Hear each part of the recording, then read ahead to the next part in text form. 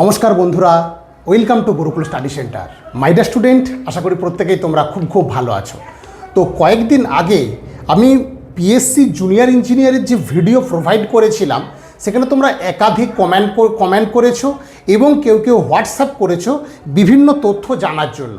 তো আজকে ওই সংক্রান্ত ভিডিওটা হবে এবং তার সাথে যারা নতুন আমাকে হোয়াটসঅ্যাপ করেছো যে স্যার আমরা নিউ প্রিপারেশান নিচ্ছি, আমরা কি সাবজেক্ট কতটা জোর দেব সেই সংক্রান্ত, এবং তার সাথে সাথে যে পিএসসি চাকরি পেতে গেলে একটু অন্যরকম প্ল্যানিংয়ে তোমাকে হাঁটতে হবে, এই নিয়ে আজকের আমার ভিডিওটা। তাই বলবো যারা একদম আমাদের এই চ্যানেলে নতুন এসছো, অবশ্যই রিকোয়েস্ট করবো তোমরা আমাদের চ্যানেলটা সাবস্ক্রাইব করবে।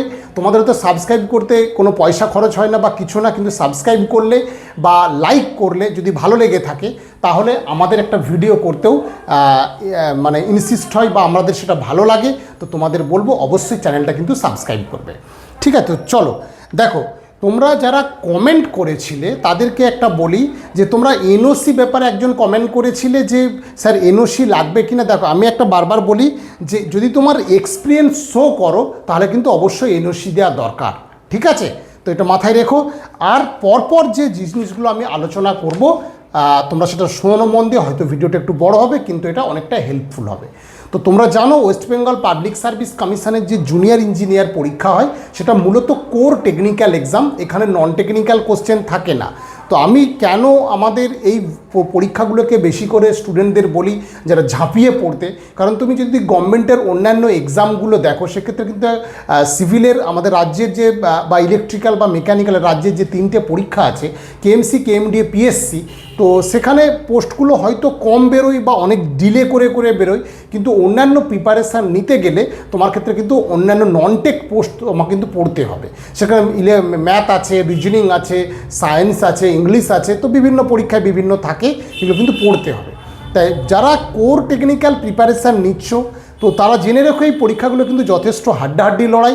যে আমি ডব্লিউবিপিএসসি জুনিয়র ইঞ্জিনিয়ারের কথা বলছি, ডিটেলসটা আর একবার বলে দিন নতুন জন্য। মূলত এখানে 100টা কোশ্চেন থাকে, প্রত্যেকটা 2 নম্বর করে, 200 নম্বরের রিটেন এক্সাম আর তোমার 100 নম্বরের ইন্টারভিউ থাকে। এখন বিষয় হচ্ছে এই যে 100 নম্বরের ইন্টারভিউ বা পার্সোনালিটি টেস্ট, এটা কিন্তু খুব একটা সহজ না।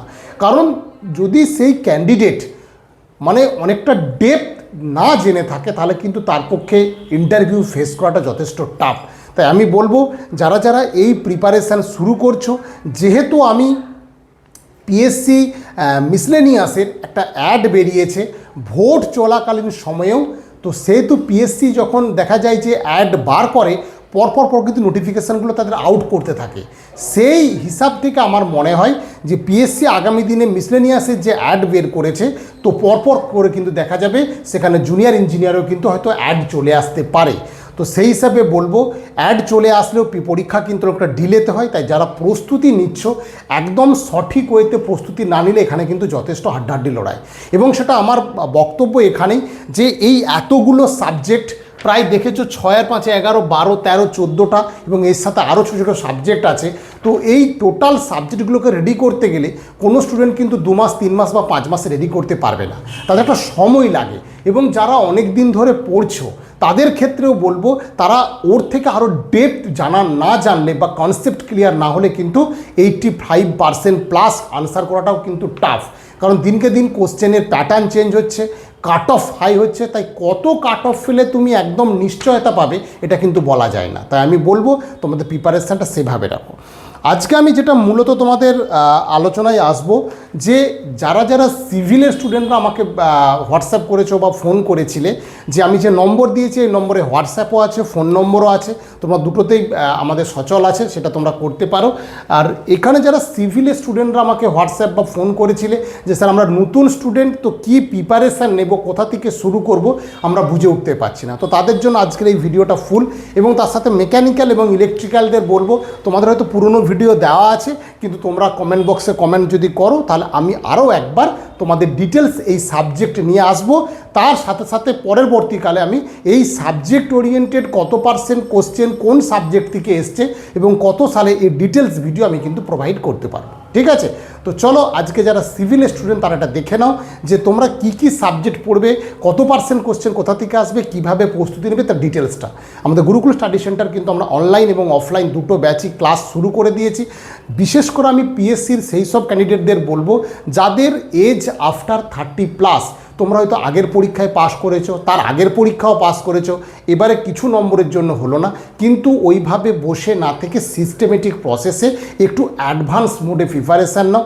তুমি মডারেট কোশ্চেনে এক্সাম দিয়ে দেখো টপ 3-র মধ্যে তুমি আসতে পারছো কি না, তবে জানতে পারবে তোমার প্রস্তুতিটা কোথায় আছে এবং প্রস্তুতির লেভেলের ডেপথ কোশ্চেনে কতটা তুমি করতে পারছো, সেটাই কিন্তু এখানে চাকরি পাওয়ার মূল কারিগর। কারণ তোমার ন্যূনতম diploma pass civil electrical mechanical হলেও যারা কিন্তু বিটেক আছে তারাও এই পরীক্ষায় বসছে, এবং তোমরা হয়তো যদি জেনে না থাকো বা জানো হয়তো অনেকে, তাই আমি বলবো কিছু এমটেক স্টুডেন্টও যে পিএসসি জুনিয়র ইঞ্জিনিয়ার পরীক্ষায় বসে সেটা আমাদের কাছে প্রমাণিত, এবং সেখানে তারা চাকরি পেয়েছে, এবং আমাদেরই স্টুডেন্ট আছে তারা কিন্তু সেখানে চাকরি পেয়ে যাবে। তোমরা অনেকে বলো স্যার এমটেক হয়ে জুনিয়র ইঞ্জিনিয়ারে চাকরি করছে, না বিষয়টা কিন্তু সেটা নয়। দিনকে দিন ধ্যান ধারণা চেঞ্জ হচ্ছে, কোশ্চেনের প্যাটার্ন চেঞ্জ হচ্ছে, বহু পরীক্ষা দেওয়ার সত্ত্বেও কিন্তু অনেকে দেখা যাচ্ছে জুনিয়র ইঞ্জিনিয়ার পরীক্ষাতেও সে কিন্তু চাকরি পাচ্ছে। তো আমি বলি এবার যারা সিভিলের স্টুডেন্ট আছো তারা কি কি প্রস্তুতি নেবে। সিভিলের আমাদের ব্যাচ অনলাইন অফলাইন দুটোতেই শুরু হয়েছে।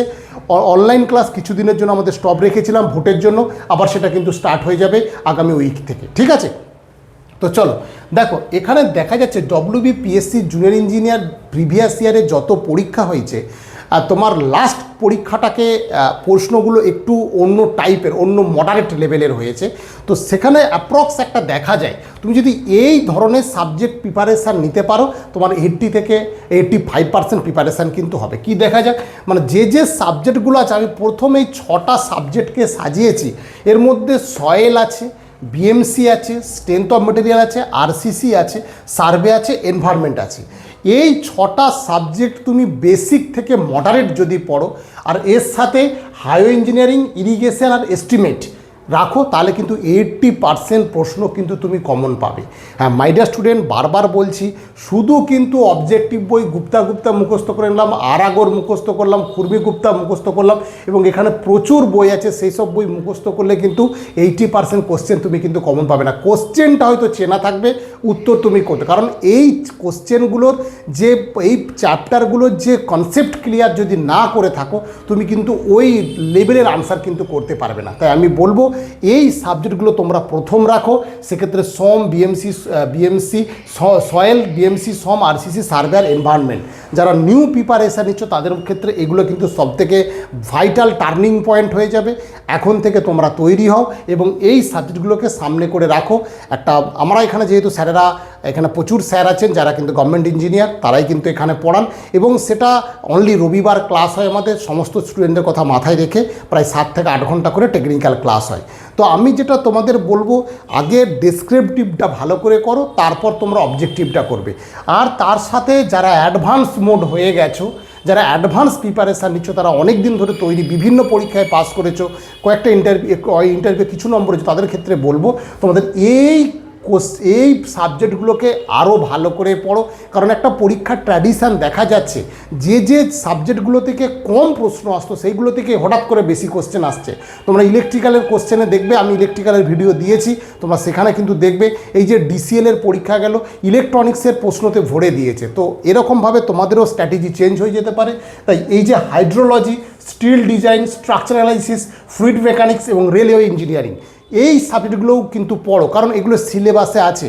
আমি ডিটেলস সিলেবাস নিয়ে পরপর আসবো, যদি কোনো শর্ট নোটিশ চলে আসে এই সংক্রান্ত প্রচুর ভিডিও তোমরা পাবে।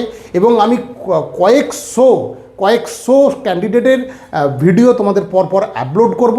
অলরেডি কিন্তু 30 জনের কাছাকাছি ভিডিও কিন্তু আমি আপলোড করে দিয়েছি, যারা কিন্তু এবারের পিএসসিতে পেয়েছে। তো যারা নতুন আমাদের চ্যানেলে এসছো, তোমরা চ্যানেলটা সাবস্ক্রাইব করো, আরও একবার বলছি, এবং সেই ভিডিওগুলো দেখো সিনিয়র দাদারা কীভাবে প্রিপারেশান নিয়েছে। তো প্রত্যেকেই ভালো থেকো, এই ধরনের প্রস্তুতি নিয়ে তোমরা আগাও, একদম সঠিক ওয়েতে আগাও, নালে কিন্তু তুমি পরীক্ষা দেবে, রিটেন হয়তো পাস করবে, আবার দেখা যাবে ইন্টারভিউ তুমি ফেলিও। কারণ যে কাট অফ দিনকে দিন বাড়ছে, কাট অফ দিনকে দিন বাড়তেই থাকবে, কারণ স্টাডি মেটেরিয়াল, কোশ্চেন, প্যাটার্ন সমস্ত স্টুডেন্টরাই কিন্তু এখন অ্যাভেলেবেল পেয়ে যাচ্ছে। তাই আমি তোমাদের বলবো, যারা সত্যিকারের এই পরীক্ষাগুলোর জন্যই প্রিপারেশান নিচ্ছ এবং দীর্ঘদিন এই দিকে সময় ব্যয় কর, তাদের ক্ষেত্রে বলবো এই প্ল্যানিং ধরে পড়ো। আর অ্যাডভান্সদের বলবো তোমরা একটু এক্সাম ওরিয়েন্টেড হও, যেভাবে আমরা আমাদের ব্যাচে করাই সেই এক্সাম ওরিয়েন্টেড হলে তবেই তোমার ভুলগুলো তুমি শুধরে নিয়ে আগামী দিনে এগোতে পারবে। তাই প্রত্যেকে ভালো থেকো, ভালো করে প্রিপারেশান নাও।